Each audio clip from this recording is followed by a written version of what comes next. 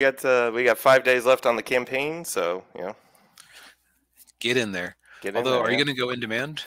Yes. Excellent. Yeah. Yeah. But yeah. So moving on with the rest of our show, we always do we do thing of the week, box office, and then get into the main topics. And my thing of the week right here, Black Adam, and I'm reminded after I watched this movie, I'm reminded of there was a horror movie came out in the early 80s, kind of an obscure movie called Pieces. And that movie had a tagline, and that tagline was, "It's exactly what you think it is." and I thought, Black Adam is exactly what I thought it was. It is a bloated CGI superhero movie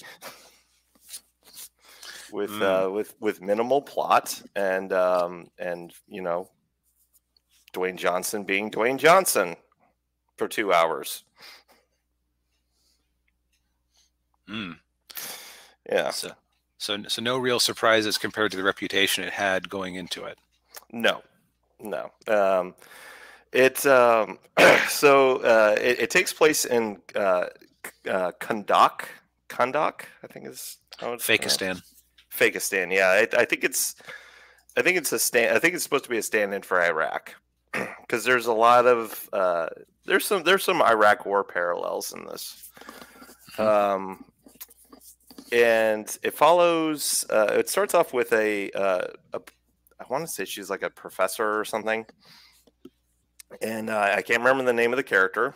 Always a wonderful sign. Yes, always a wonderful sign. But I knew the actress. So the actress was played by her name was Sarah Shai, I think is her name, Shai. She was on Person of Interest, and what's funny is that she plays a character. She has she's got this Middle Eastern accent in there, but she's actually from Dallas. Well, so, I suppose if she's from, it's kind of like I never lived in Minnesota, but I can do a decent Scandinavian accent. So, oh yeah, she probably grew up with that. Yeah, I think she's Persian, Persian by birth. But yeah, so she's looking for Kahndaq has been invaded by Intergang. If you know anything about DC lore, Intergang, bad criminal syndicate, kind of like Hydra, sort of. More criminal, less World War II losers, right? Right. Yeah. So they've been invaded, and she's looking for a crown that's made from this rare metal, and it can apparently summon demons. And the old king of Kahndaq from like 5,000 years ago had it made because he wanted to completely rule over the country, but then the Shazam wizards picked a champion out, and that became Adam, and stopped the king. But there's more to it than that, because that's actually I will say that's one of the clever things they did, was they kind of built up the lore throughout the movie, and then kind of like, I don't want to say subverted expectations, but definitely like telling, like, when you hear like a myth or a legend about somebody, and then like, oh no, that's not really what happened, this is what happened, that's kind of what happened, that's what's going on here. And so she finds the crown, but then Intergang wants the crown, so then she knows how to wake Black Adam up from his tomb. And she does that, and that's when he wakes up and everything goes haywire. And then Amanda Waller comes in and sends the Justice Society to stop Black Adam. The League was busy, I guess. Yeah, I guess. I don't know. So, yeah, so in the Justice Society, it's Hawkman, Dr. Fate, Atom Smasher, not the original Atom Smasher, but the nephew of Atom Smasher, Mm-hmm. I will give one little spoiler. The original Atom Smasher is played by Henry Winkler. the Fonz. Hey. And then Cyclone. Okay, so these two characters I know pretty well. Atom Smasher I have seen on occasion in the comics. I have never heard of Cyclone before. I haven't either. She must be a new. I wonder if she was like New 52 or something like that. Because I'm like you. I've never heard of her. Or it could be somebody that they decided to pull in from like the Golden Age or something. Yeah, maybe. Yeah, but yeah, it's I mean, it's it definitely some if you're not a fan of the Snyderverse, you're probably not going to like this because there are some Snyderisms in this. Gotcha. So it's kind of the last gasp with that style of movie. Yeah, and but yeah, it's like I said, it is what it is. It's it's a if you want to watch a big kind of extravagant superhero CGI movie, CGI fest with with The Rock. Yeah. So, am I right to think, looking at this poster, if there isn't really a villain in the movie unless you count Black Adam himself? There is a villain, but he's just very generic. Yeah. Oh, is it like a local terrorist lord or something like that? Yeah, something like that. Yeah, I don't want to I don't want to spoil who he is too much, but Okay. but yeah, it's there is a villain, but yeah, he's just kind of thrown in there. Gotcha. Yeah. Like, oh well, the Justice Society can't be the villain, and we don't want The Rock to be the villain. It's in his contract, so. Right. Yeah.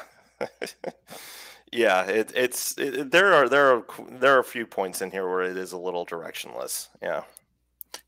And they do tie it into Shazam. There's no appearance by Shazam, right? No, he's not in there. And the only, I mean, the only superhero that shows up in there besides the Justice Society is, of course, Superman in the end credits. Which turned out to be Henry Cavill's swan song. Yeah. But so yeah, I remember Andre from Midnight's Edge was talking that he saw it in the theaters, but he was actually late because he walked into the wrong theater and was confused why all the ads were in Norwegian.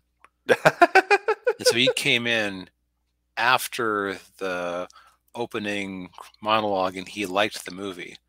But then when he watched it again and the opening bit was there, it soured him on the movie watching it the second time because it was so dull.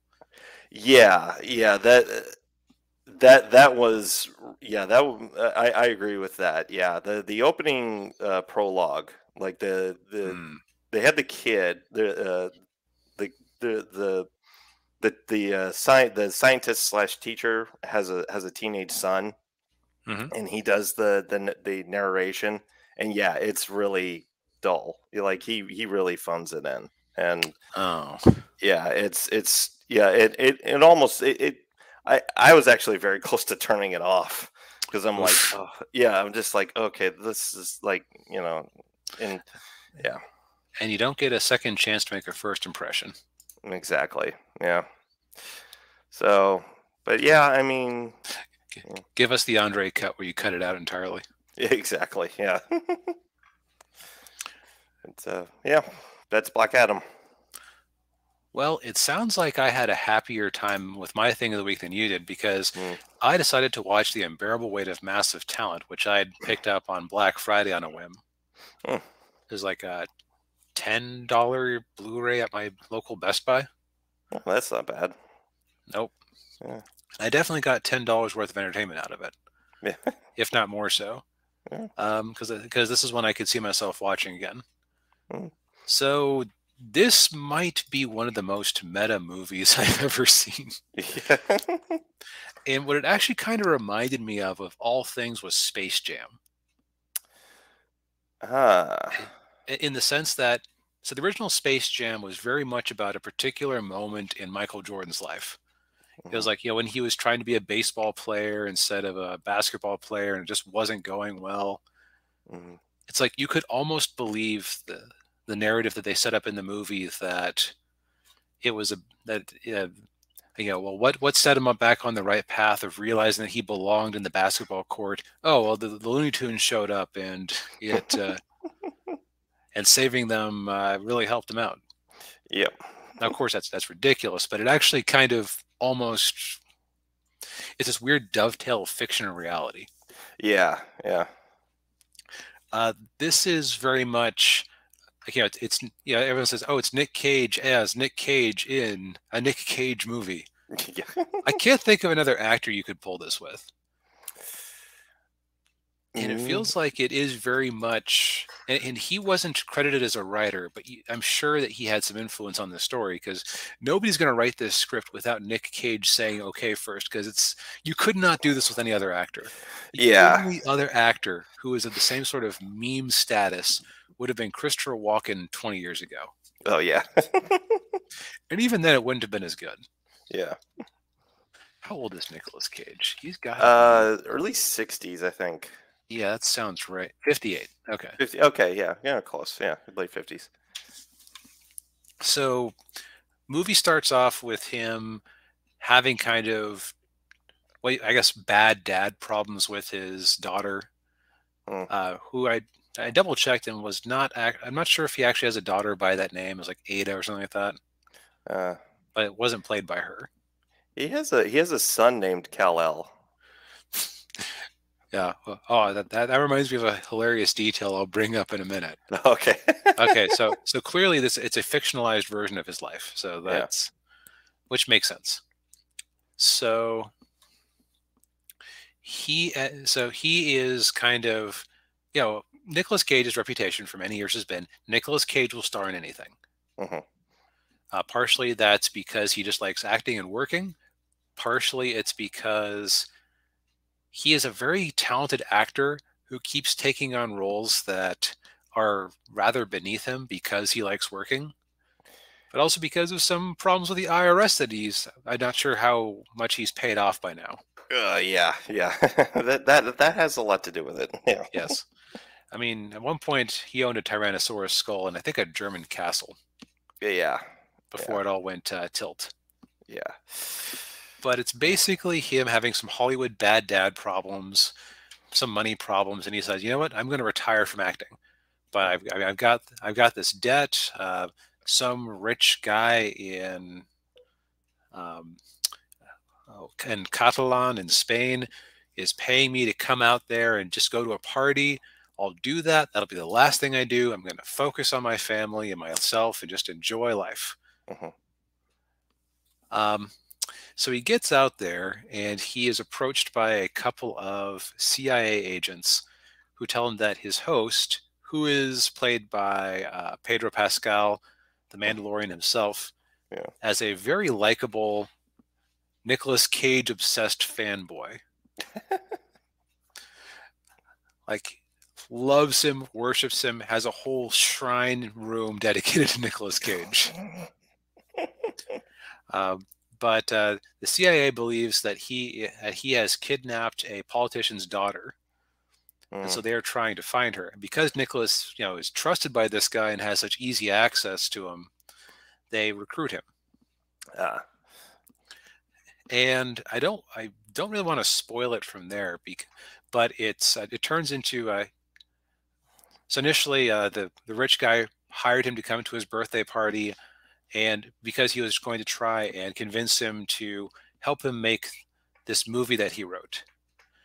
Nicolas Cage tried to prolong how long he's out there for the cover for the mission. Goes, "No, I don't want to make that movie. You and I are going to write the greatest movie ever." And so they go out there, and as they're writing the movie, it's very meta because like Mm. how the movie is going reflects how the actual story around them is going, Ah. and it is a fun ride. It is Mm. Nicolas Cage being Nicolas Cage as Nicolas Cage. Pedro Pascal has great chemistry with him, Mm. and you don't want to believe that he could be as wicked as they say, but all the evidence seems to add up. So it's just it's very tense for Nicholas because he is actually really loving this guy, Yeah. and it's like, oh, but he's like a terrorist basically. This is Yeah. awful. But that's all I want to say is in terms of actual plots. One thing that's kind of hilarious is that the actress who played his daughter, I was convinced it was Daisy Ridley with I think some sort of age CGI or something. It wasn't, but just uncanny. Ah. The other thing is that Nicholas was occasionally, I don't think this is a spoiler because this happens early, is occasionally harassed by a vision of himself from like a younger age, berating him for where his career is at. Yeah.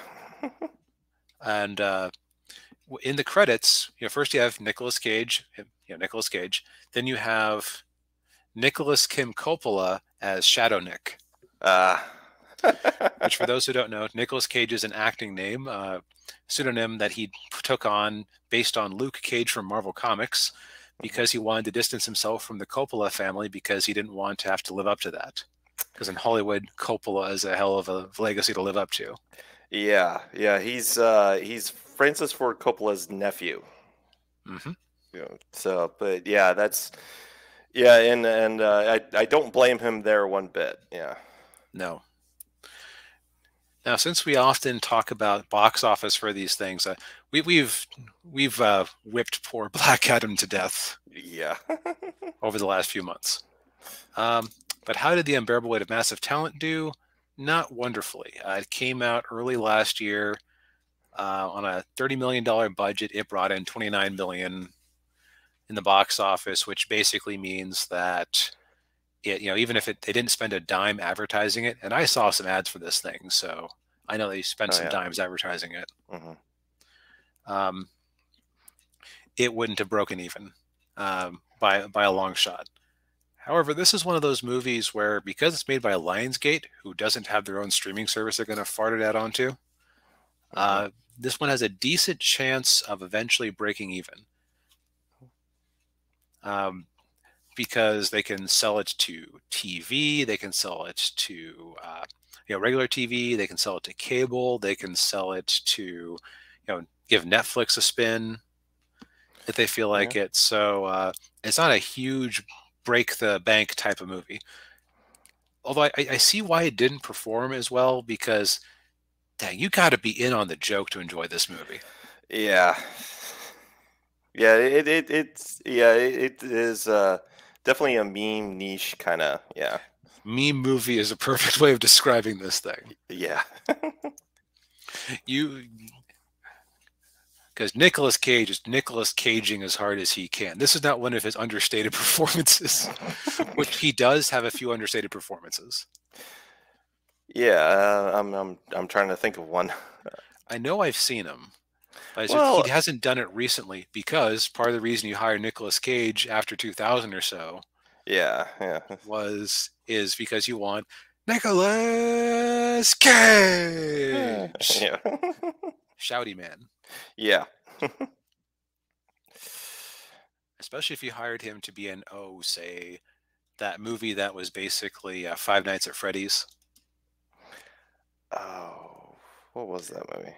I can't think of the name of it. I heard it was disappointing, or else I would have actually seen it because of Nicolas Cage being in it, which immediately makes it more interesting. So it kind of proves why he should keep himself busy. Yes. But on to box office that's more relevant.